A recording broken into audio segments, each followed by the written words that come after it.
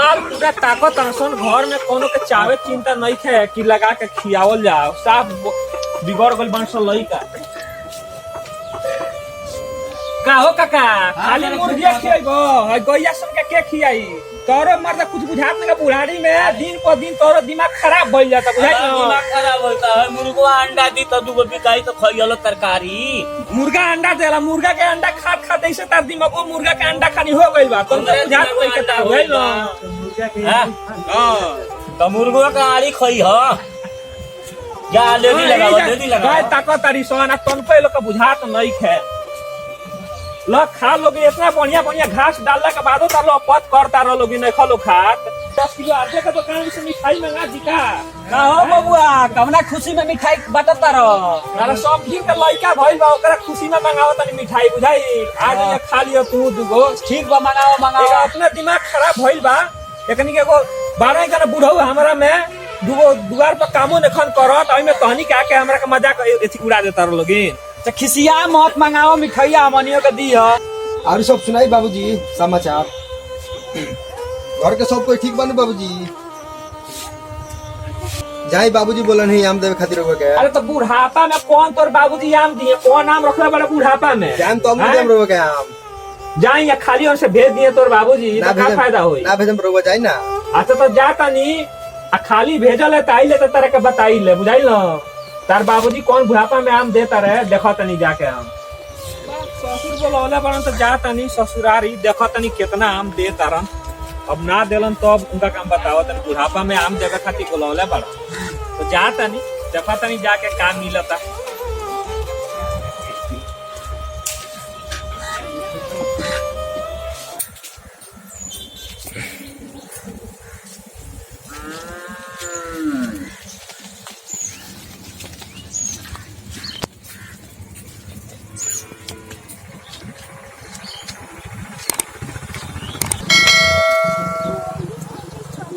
भाई सुन बहुत धीरे कौन बात देखिए क्या बात है ये पंचायत बका क्या बात कर भाई अरे हमरा जाए के बा बैठलपुर बुझलो बैठलपुर जाए के बा बैठलपुर जाए के बा एकर वहीं से ऐसा वो बीच में हराई बेटा रास्ता बता देले सौरे बा जाए के है ना चल गनी कोस पर है ना भेज दलस आ तो गर्मी पसीना देखो तर का हाल हो गई तू बताई सीधा अच्छा रास्ता बताइयो जाए के बा हमरा बैठलपुर आओ में ससुरारी बुझलो ससुरारी जाए के पहला बार जाता नहीं रास्ता मालूम नहीं है आ परेशान बनी वही में हाँ तब तक कौन रास्ता जाई दहिनवारी बमारी छोड़ दो आई सीधला रास्ता धइले चल जा अच्छा ठीक बा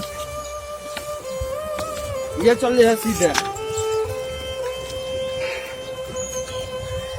तो दाई कहां से कुरकुरा ले लो अब बाबू किन के लेनी है यानी हमरो के दो ना कुरकुरा लइकन केना नु खाया लती ह काहे दादा तू बक होगी तो खियाओ ना हमरो के अरे वो तो कितना दिन पर 5 रुपए का कुरकुरा लेने में तेहू मांगत रे तो का हो जइता तो हमरो हमो तनी खाली मन कर ना ना बाप रे बाप बड़ी एथी से हम ले आइल बनी 5 रुपए किन का हमरा वैसन दादा कहीं जवार में हम दिन के साफ रहुआ दिना कुरकुरा में से हमरो के अरे रहे ना दे फिर ले अब तो तोरा के दे खियाए हम ना खर्चा उठा कुछ कर खर्चा होई का होई अरे गोड़ लागिले जियो ऑपरेशन ना रास्ता भेटा गइल ह कि घूमत जीव हार गइल चले के हिम्मत नहीं है ओकर बढ़ा बाप रे बाप बड़ी दिन के बाद आइल बानी जी हां है ना देखो रे लागत मेरा रुआ हमार भेज देलसियो कि बाबूजी हम के बुलावत रहन आ बूढ़वा हमार कहता कि बड़ा ढेर दिन के आइल बानी एकरा मालूम नहीं क्या रे ठीक बा मेहमान बैठू मेहमान अब का हाल चल बहू हाल चाल सब ठीक बा गर्मी तो देखता मैंने केंगा पड़ता अच्छा तनी सा खाई या ज्यादा छेर मारी अब बबुआ तो बाना जाना को तनी पानी होनी ले आव बाबा ई के होई हां के होई तू चिंता नहीं हो ना जाए मर्द तो मेहमान है यहां के जाना पर्दा मेहमान हां खुशी रह जा कुरकुरा खाए ना कुरकुरा से तो पेट खराब होता गर्मी का दिन बा ना हां ई बात ठीक कहनी बेटा कुरकुरा से तो पेट खराब होता भाई को ना मतलब हमार ना देनी है अच्छा कोई नहीं हम काहे का दे बुढ़ारी में कुरकुरा बहुत अच्छा फायदा वाला चीज हम तो फायदा करी और सुनाई का हाल चल बा? हाल चाल सब ठीक बा। रौरा तो घरे से खा के चलल लोग हाँ घरे से खा के चलल बानी, एजा खैला के जरूरत नहीं है। ना देखी हाँ हमरा घर में कौन हो बिल्डिंग घर तो देखते इतना बानी। बढ़िया बिल्डिंग बनी। मेहमान हाँ हईली हाँ, पानी दो, पानी दो। पानी पीली ए महाराज ई फ्रिज में का लागत पनिया है ना। पहुंच रही का हमरा घर में कुकर बा, हाँ फ्रिज बा, कपड़ा धोए ला सब कुछ बा। सब मशीन हाँ। हमनी के घर में पनिया बड़ा फ्रेश लागत बहुत फ्रेश बा।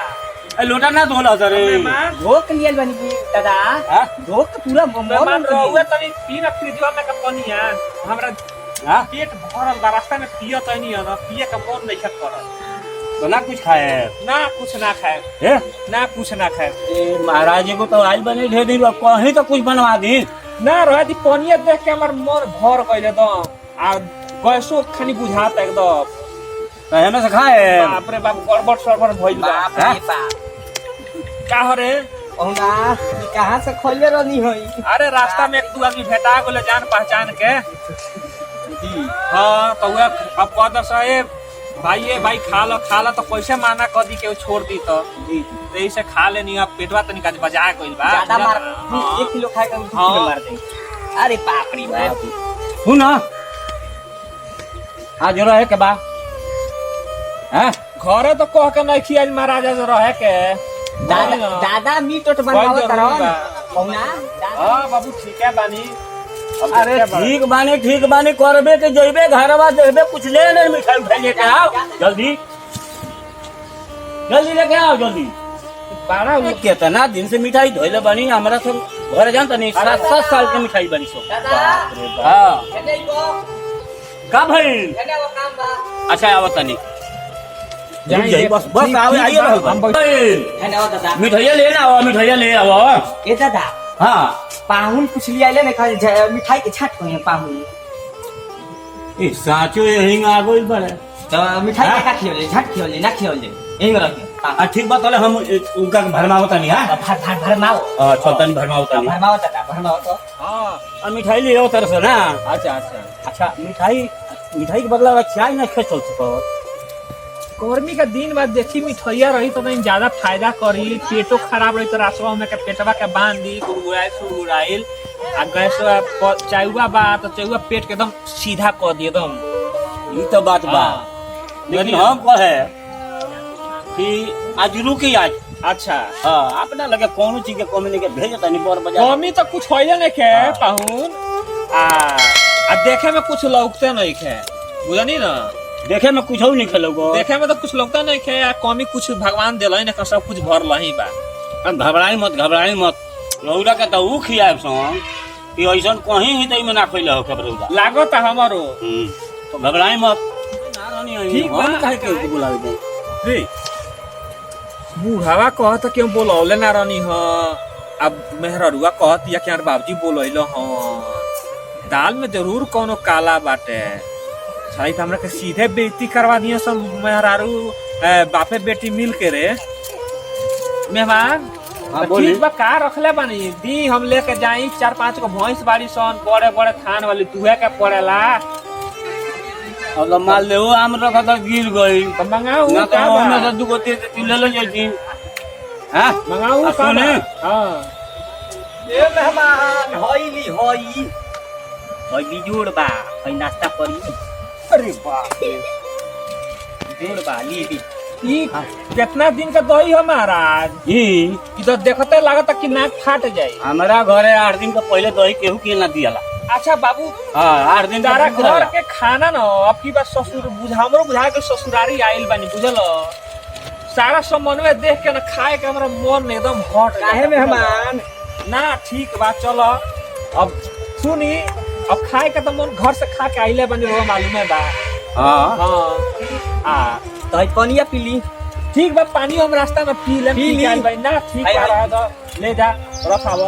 तो का करब जाए हाँ चल जाता हम तो कहत नहीं आज रही ना मत ए रख मेहमान आज रोही। 4-5 आज रोही। ना आ दादा 2 किलो मिल गली त चाप के खाई ले। हां ना चाप के खाए के बबू हमारा आदत नहीं था बुझलो ना। सुनो ना हाँ पथरिए बिन के लिए अब खाली हो अरे वाह दादा हाँ वाह। आज रही आज रुके के बा आज आज ना, रउआ रो सुनी ना मेहमान सुनू एथी विदाई कर दिया कुछ देवे को दे दी लड़किया खातिर ले ले जाइए जा तनी हम अच्छा तो अब पहले से तो तैयारी नहीं थे हमरा लगे हाँ। लेकिन चलिए हम कुछ दूर पहुंचा दी रउरा के ठीक बा चलिए हमरो कुछ काम करे जाए के बा ठीक बा ठीक बा चलिए ठीक बा, चलिए चल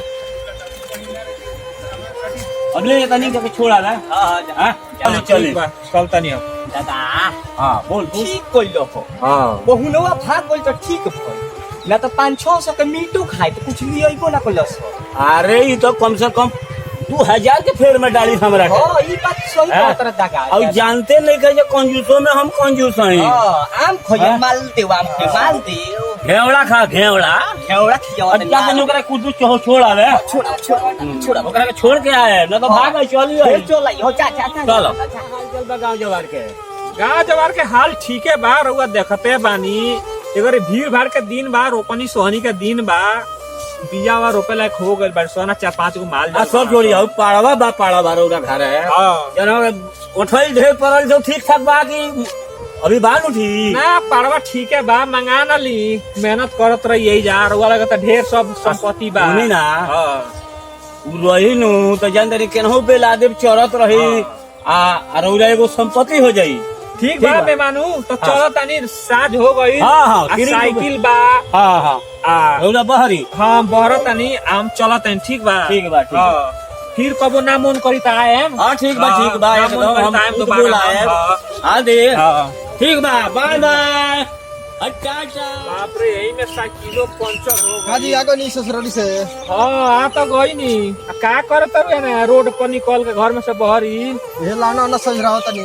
कौना सरी आवत तारू ठीक बा चलो घर है तारा के बताओ तनी व्यवस्था बाबूजी करो नी ससुराली तो बाबूजी कुछ देनी है बहुत मिलल बा चाही थोड़े दे दी दे दी लो दे तनी दोनों झूठ बोल के भेजा तारू की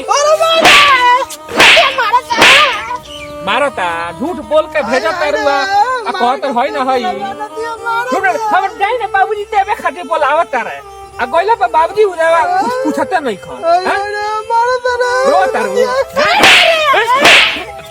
पता नहीं हरानी